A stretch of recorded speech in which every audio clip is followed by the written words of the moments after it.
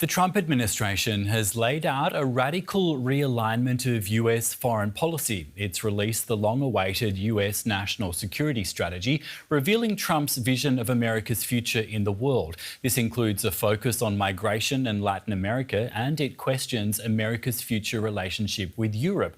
The document contains these lines: should present trends continue, the continent will be unrecognisable in 20 years or less.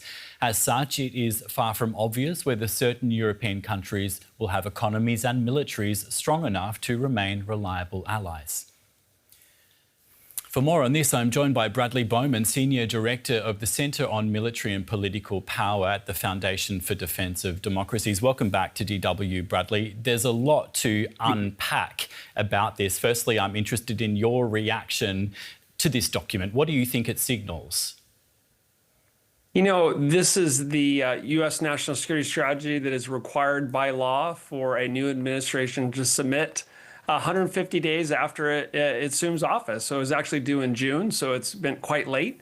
At the top line level, I say that this is a consequential statement of the White House's priorities, and it's going to make our friends, including those in Europe and fence sitters around the world and our adversaries, sit up and take notice. It includes what I would call some threads of continuity that we've seen in previous national security strategies.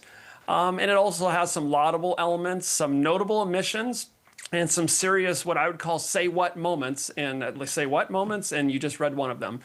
Winners and losers, often, we're not talking about a game of soccer/football here, but, there are winners and losers in these documents. And I'd say in terms of winners, in terms of time, resource, and attention, the winner is Western Hemisphere and maybe the Pacific. The losers, sorry to my friends there, it's Europe. They come out in the losing end. TBD, that'd be the Middle East. Africa, this administration is basically saying good luck. Yeah. Let's talk a bit more about what you have said are one of the losers. The language when it comes to Europe is very critical. Germany's foreign minister today already hit back, saying it doesn't need what he said is outside advice. What does this mean, firstly, for European security and for the transatlantic relationship? Well, as someone who believes that our transatlantic relationship and our allies in Europe are vital grand strategic assets for Americans, as our adversaries are working together more than ever, we need allies and partners more than ever. But let's be clear, this administration is saying that we're going to do more in the Western Hemisphere.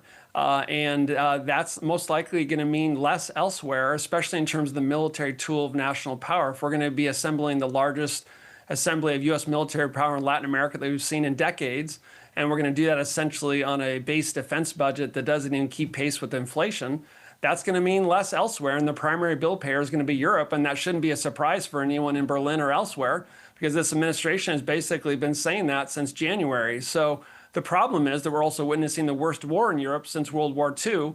And if one was landing from Mars and just reading this national security strategy, you might get the sense that cultural issues in Europe are more of a threat to stability and security than Vladimir Putin. And of course, that would be ridiculous because we know that he's waging a unprovoked war of brutal conquest. And when this administration confuses the invader and invaded, I think that just perpetuates a status quo where we have so much suffering in Ukraine, where they're fighting to defend their homes against Putin in this unprovoked invasion. We've been speaking with Bradley Bowman with the Foundation for the Defence of Democracies. Bradley, thanks so much for your insights today. Thank you.